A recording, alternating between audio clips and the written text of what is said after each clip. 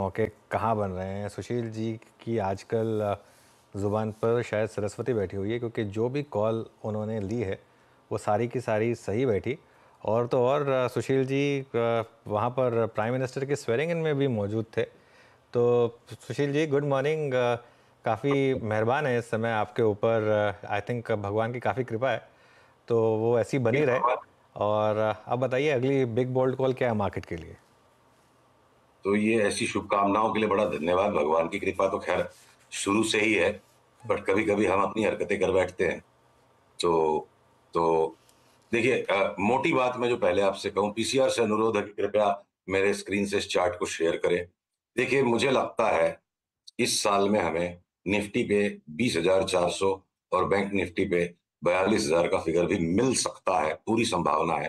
पर उसके पहले अभी फिलहाल जो तगड़ी रैली चल रही है 4 जून के क्रैश के बाद से, उसमें एक बार पहले 24,400 का ये आंकड़ा निफ्टी पर आप ये ट्रेडिंग रेजिस्टेंसेस को कनेक्ट करो। 24,400 का प्रोजेक्शन खोजना बिल्कुल भी कठिन नहीं है, और ये कॉल हमारा ट्रिगर होगा। तो अगर निफ्टी कुछ देर में ये 30,375 के ऊपर जब चल पड़े, 150 पॉइंट के फ्लक्चुएशंस आते रहेंगे, तो एक बार 24,400 पार, उसके बाद पूरी संभावना है कि 20,400 भी आ जाए। और बैंक निफ्टी पे उसी तरह से आप देखो 51,800 का एक आंकड़ा बन सकता है इस रेजिस्टेंस लाइन को टच करने में, जिसके बाद मुझे लगता है 42,000 तक बैंक निफ्टी बिना रुके गिर जाए। अभी का पिक्चर ये है। बाजार ने अगर मुझे आदेश दिया कि मैं कुछ और कर रहा हूं, जो बाजार बताएगा मेरे को बाद में अगर आके रिवाइज करना पड़ा तो मैं करूं। बिल्कुल। फिलहाल वो 1,000 पॉइंट। नहीं नहीं, वो तो खैर हम सब समझते हैं कि अगर बाजार का कुछ और वर्डिक्ट होगा तो वो उसको रिवाइज करेंगे। लेकिन पहले इस 24,400 की अप्रोच समझते हैं। इस 24,400 की अप्रोच में फिर कौन से स्टॉक्स, पहले निफ्टी की बात कर लेते हैं, निफ्टी में कौन से स्टॉक्स इसको लीड कर सकते हैं? देखिए, एलएनटी में जैसे स्ट्रांग अप ट्रेंड बरकरार है।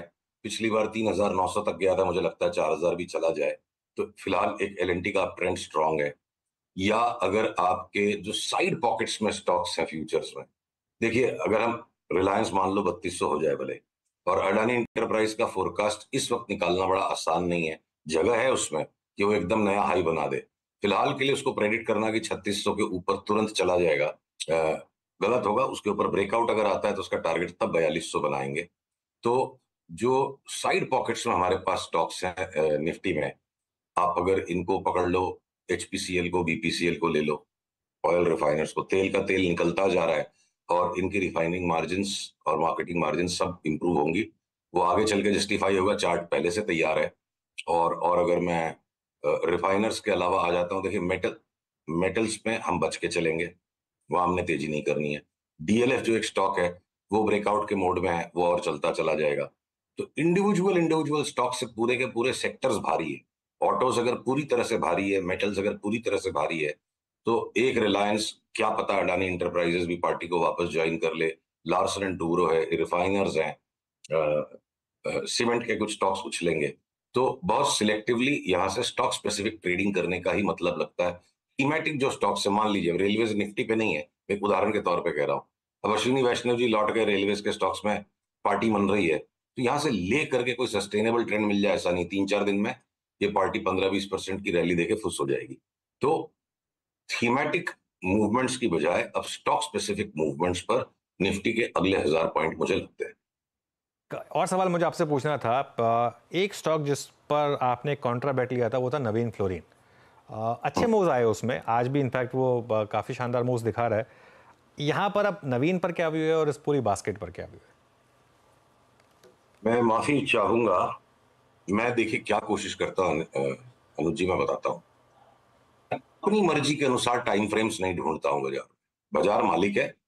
तो अगर बाजार की चार्ट्स का स्ट्रक्चर केमिकल्स में ये कि इनमें ट्रेडिंग करने के बजाय होल्ड करके बैठो, निफ्टी के व्यू के साथ इसको मिक्स मत करो, तो 6 महीने में इनमें सब में 30-40% की मूव लगती है। तो मैं उसी पे बरकरार रहना चाहूंगा। जहां रोज की ट्रेडिंग करने लायक चार्ट पैटर्न से, वहां पे हम रोज की ट्रेडिंग करेंगे।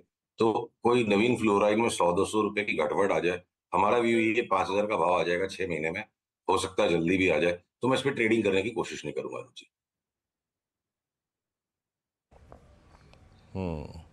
लेके बैठना है तब बनेगा पैसा। सुशील जी नमस्कार, वीरेंद्र बोल रहा हूँ। नमस्कार। उस आई थिंक 4 जून को जब इलेक्शन वर्डिक्ट आ रहा था और जब बाजार कोलैप्स हो रहा था, एक सेक्टर ने आके अपनी प्रेजेंस को फील कराया था कि जनाब मैं भी हूँ, थोड़ा ध्यान मुझ पर भी दीजिए, और वो था एफएमसीजी। उस दिन आप डाबर को देखिए, मैरिको को देखिए, एचयूएल को देखिए। एफएमसीजी पर आपका व्यू क्या है सुशील जी इस वक्त, और कौन से स्टॉक्स पे ज़्यादा आप इस वक्त कंस्ट्रक्टिव हैं? देखिए, एफएमसीजी पे हमने इलेक्शन के परिणाम आने के 1 महीने पहले से तेजी लगाना शुरू कर दी थी, जिसके अंदर एक्सपोजर को हम बढ़ाते चले गए थे, जिसकी थीसिस एक चार्ट्स के ऊपर, चार्ट्स पहले इशारा करती हैं, फिर सोचना पड़ता है कि क्या लॉजिक बन सकती है। तो भय का एक वातावरण आ सकता है, ये चार्ट्स ने पहले से संकेत दे दिया था। और जब जब बाजार में भय का वातावरण आता है और अगर फंड मैनेजर्स कंपेल्ड है अपने एक्सपोजर्स को पेयर डाउन करने के लिए, तो एक पॉइंट के आगे एक्सेस कैश नहीं होल्ड कर सकते। तो सेफ हेवन बाइंग जो है ना, एफएमसीजी के स्टॉक्स को लास्ट सेक्टर बना देती है कि इनमें लास्ट की तेजी आती है, और ये बहुत समय से दबे हुए थे। तो अब ये जो ब्रेकआउट आ गया और अच्छी चाल इनमें आ गई, थोड़ा बहुत ही कंसोलिडेट अगर करेंगे भी, तो मुझे कोई संकोच नहीं है ये विचार को बनाए रखने में, जो जो हम कि हिंदुस्तान लीवर 3,000-3,200 का भाव अगर हो जाए, या आपके टाटा कंज्यूमर यहाँ से भी 300 रुपया बढ़ जाए, या कोई सा ऐसा स्टॉक एफएमसीजी में मुझे इस वक्त नहीं दिखता है जिसको आप शॉर्ट करके पैसे कमा सको। देर सवेर इन सब में अभी भी 15 से 20% तक की जगह बाकी है, और चाहे वो ब्रिटानिया हो, चाहे नेस्ले हो, हमने चारों तरफ सब में ही तेजी की है। तो हम पकड़ के आराम से बैठेंगे, इनमें रोज की ट्रेडिंग नहीं करेंगे। आप जुबिलेंट फूडवर्क्स जो आपका फेवरेट स्टॉक है, अभी तो पिज्जा भी खूब बिकने लग गई है, सबके माइंड में पिज्जा खूब बिक रही है। जुबिलेंट फूडवर्क्स पे आप और मैं लगातार बार बार बात करते आ रहे हैं कि इसमें भी आराम से 100-150 रुपए की जगह और बची है। तो वो बिल्कुल व्यू बरकरार है। एफएमसीजी की कोई लॉन्ग पोजीशंस को या इन्वेस्टमेंट्स को छेड़छाड़ करने की मुझे जरा भी अभी जरूरत महसूस नहीं हो रही है। अच्छा सुशील जी, समय की कमी है, पर एक प्रश्न वाजिब रोज़ हर इंटरेक्शन में बनता है। मल्टी बैगर आइडियाज़, कुछ मूव्स जो आप अपेक्षा कर रहे हैं अगले, जो आपकी 24,400 की टिप्पणी है उसमें अच्छा मूव दे सकते हैं, वो कौन से होंगे आज के लिए? निफ्टी को एक बार साइड रख के, जब मल्टी बैगर्स को देखते हैं ना, तो निफ्टी को साइड रख के सोचना चाहिए। हो सकता है निफ्टी 24,400 जाके वापस नीचे भी उतरने लग जाएगी और बढ़ते जाएंगे। तो अभी हमारे जो लेटेस्ट मल्टी बैगर ट्रिगर जो हमने अपने क्लाइंट्स को पिछले महीने भर में, 20 दिन में, लास्ट वीक में और आज भी दिलाए हैं, वो है Happiest Minds, Nazara Technologies, Camlin Fine Sciences, Sequent Scientific. Stocks और भी बहुत है, पर ये 4 लेटेस्ट है। इनमें मुझे लगता है 2.5 से 3 गुना भाव हो जाए अगले 6 महीने में, साल भर में, तो कोई बड़ी बात नहीं। अच्छा, एक और सुशील जी प्रश्न एक और पूछूंगा आपसे। वो स्टॉक्स जो अब एक एक्सट्रीमली ओवरबॉट ट्रैजेक्टरी पे हैं, जहां पे आपने शॉर्ट बटन प्रेस करना शुरू कर दिया है, या फिर एटलीस्ट शॉर्ट्स के लिए लेवल आइडेंटिफाई कर लिए हैं, वो क्या है?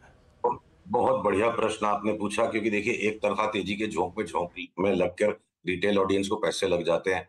तो जो फिलहाल लास्ट कुछ दिनों से हम अपने क्लाइंट्स को शॉर्ट सेल के रिकमेंडेशंस दे रहे हैं, वो है भारती, इंडिगो, डीवीज लैब, और मेटल्स में और ऑटोज में तो हम टाइम टू टाइम जरा सा भी रिबाउंड आते शॉर्ट पोजीशंस को इंक्रीज कर देते हैं।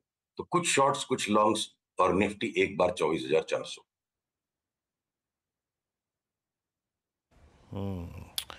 चलिए, बहुत बहुत शुक्रिया सुशील जी, आप इस आज की मंत्रणा में, बातचीत में, मंगलवार की सुबह सुबह हमारे साथ मौजूद रहे, और ये बाकी के इस हफ्ते के दिन आपके लिए बेहद शानदार हैं। इन्हीं शुभकामनाओं के साथ आपको एक बार फिर से नमस्कार कहता हूँ, और अब स्वागत करते हैं अब सुमित का।